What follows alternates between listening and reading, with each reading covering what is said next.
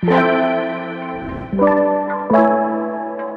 morning. I have some calls about Ahosepe Jumezido, Zino the Fantidol, president for the Brothers and Sisters Association. I have some call Zeba Entertainment Home more Bedroom do. Now, and that Thursday, it's in the Mezinkana Makakafa Mutro Bakano, na Mizia Bro. Now, and that Mutro Baka.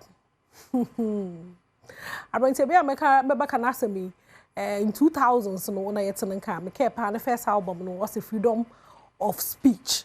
Na krom had no, the time no, I enjoy hip life, papa, hip high life, na hip life no. Na what to do my hand, papa, and so no, I started doing a rap. Na chade rap no, hey, freedom of speech or to make a Canadian politicians or address issues na ze or krom had a say make a pa, and be also the museum on America yo, no so honum. Or some different.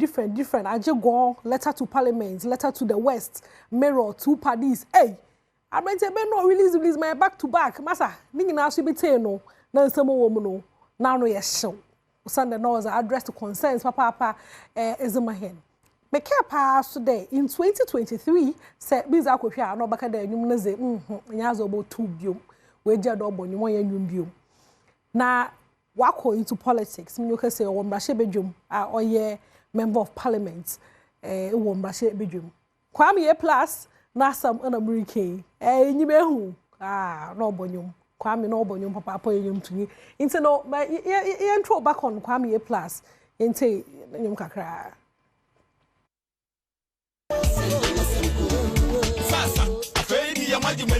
We can't find the Bible, yeah, but can kind Matthew 14:14. What's it? We can't hey, Yamamu, if you may be, I am Crawfordica, I hear you.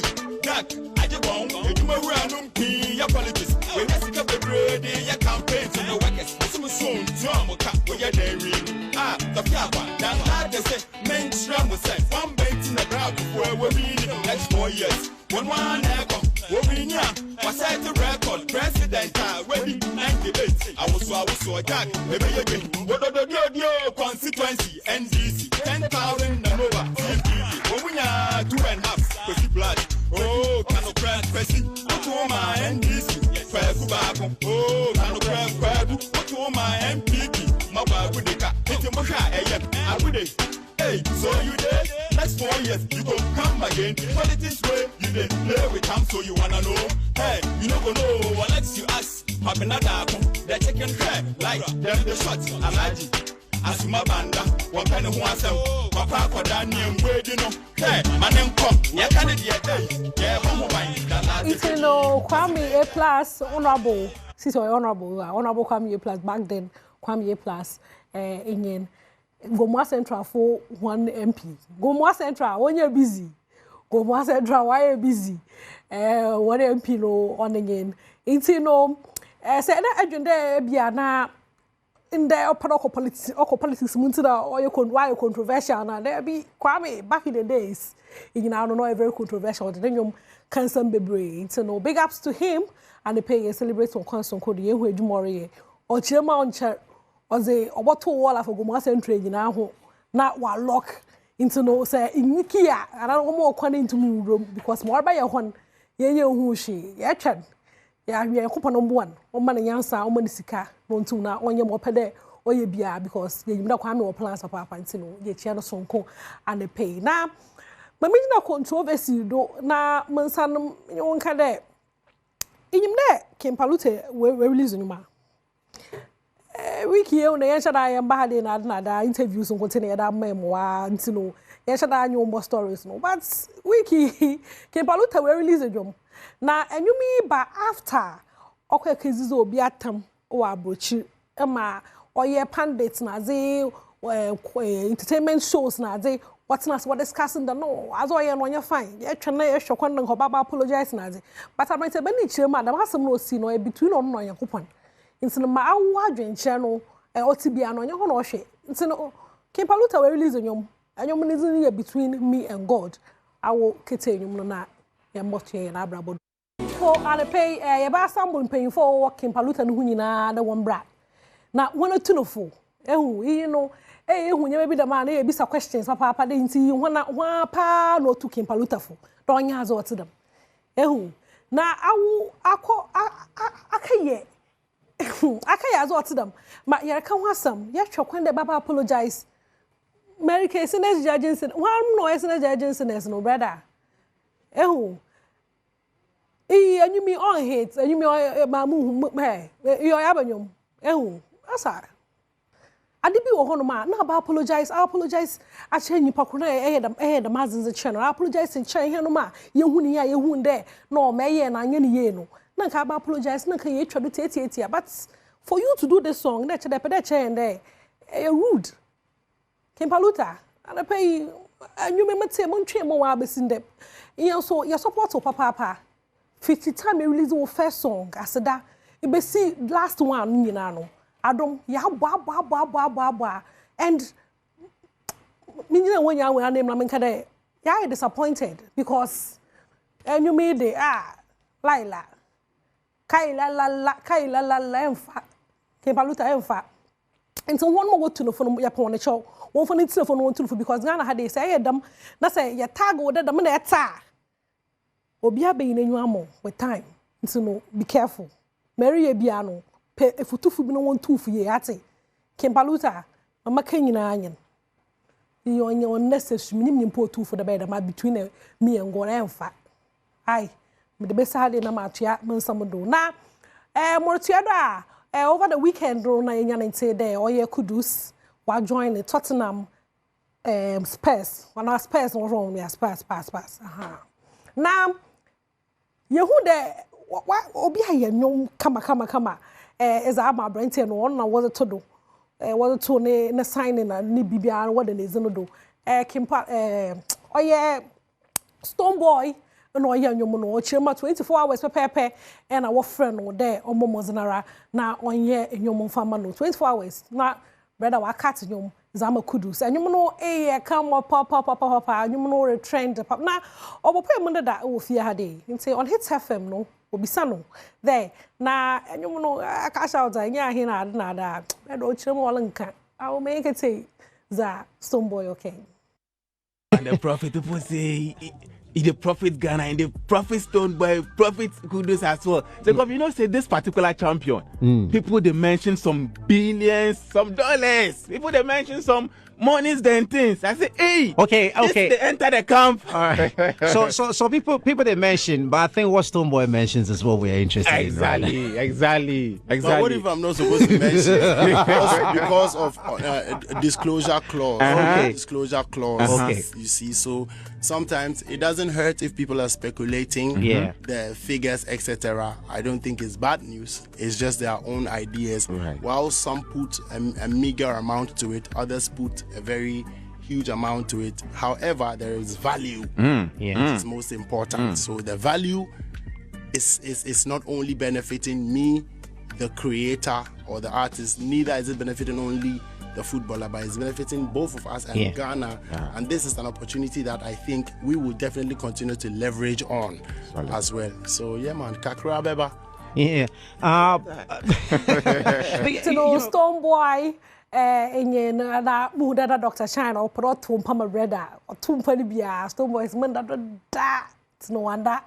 So no we do one kind of I know Jesus was signed and the papers be oche don't on how much OJ, but see a shop had on your crab. Because under 24 hours they will produce in your exam busy. And we are broaches some day came, I brought to day as a Sabagan is come escape brains and all. Congrats to Stonebwoy. But I knew when I who. Oh, mommy, I got you. Tell you want to crana, yambra. I say no video here, share ye, but Mubonchim can for more. Or as I now Kudus Nankasam on him there, or as I Tottenham for no what contact Stonebwoy, the Onion Famano. Into no try the entire process. Before Baba overbetain, you know what catching the Stonebwoy and you did like oh tell you wow, you there come. Or you know no first Stonebwoy, you can say no chim there 24 hours here on friend no na don't pond be. When you number so can say I go for the one in term no if papa Kudus the Stonebwoy. Big ups to you both. Come pa now you move on now away from that no when you to football ye free one man ye masa no ye nko acting nso edo for some time now no masa nye mo nkwaye yo ba ye hu de bi ni wo bo hu mozen nye de ye bo twe wona wo fom de bi bi ni wo bo hu mozen papa de oyes ni adwuma no bokodo wo Ghana ha de but onye easy. That's a yara gloria safuko poemu o Nigeria opa back no chede nsam bebre no ba beken o share observations na zo huni nyemo huni na zo Nigeria honom also honom de bia like de bia nkofuru twa sene every single day na ikrom ha de twakola the next year bi on pa be 2 years 3 years kra na obi an for de bes nkotwa sene na o chem all kasa wo ho de masa so de ye mudo because you waste talent pa wo Ghana ha de nti imagine then ta wo Yakopon za ozimo nyina anyi de eba actor 3 years na obi mba fro wa na fidu na obi mfro de bobotwa ba act man na che det na ho so Nigeria industry no boom or thrive papa it's no or kasa wo ho na muhunde wo fa comment no to no mame into no because honestly if you are in Nigeria as an actor you would realize that you have really wasted your talent into no mobile Kenyan na obaka da masam no comment no obaka da masam no na obi comment there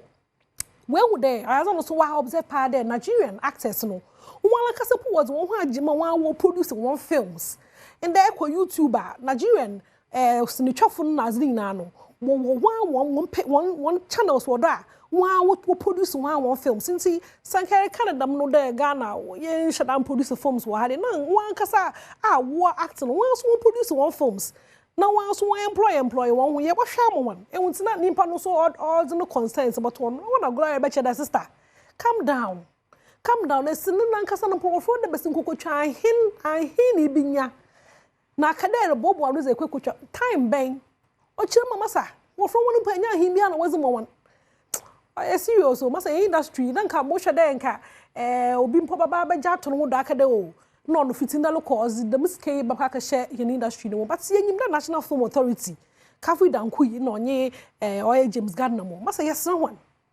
when you who be my hen ai ya pon the chopa ban fufra ba yesna one won focus no kwanya no films because the Ghana movie industry is dying kaka gradually no yes your competition serious into no say ye ko acting honom so kakra na nkomo na za rekodo e wo honom so enyen into no no ho asamara nyi na okay movie on cause okay no asamara nyi into no say mer bosodo na makwa mama kencho de Jackie is onyo foforo aba Rabuno releases and confound bia, but so as a could be about to also from more of an unconditional and say, mommy, take a crana, embraces here.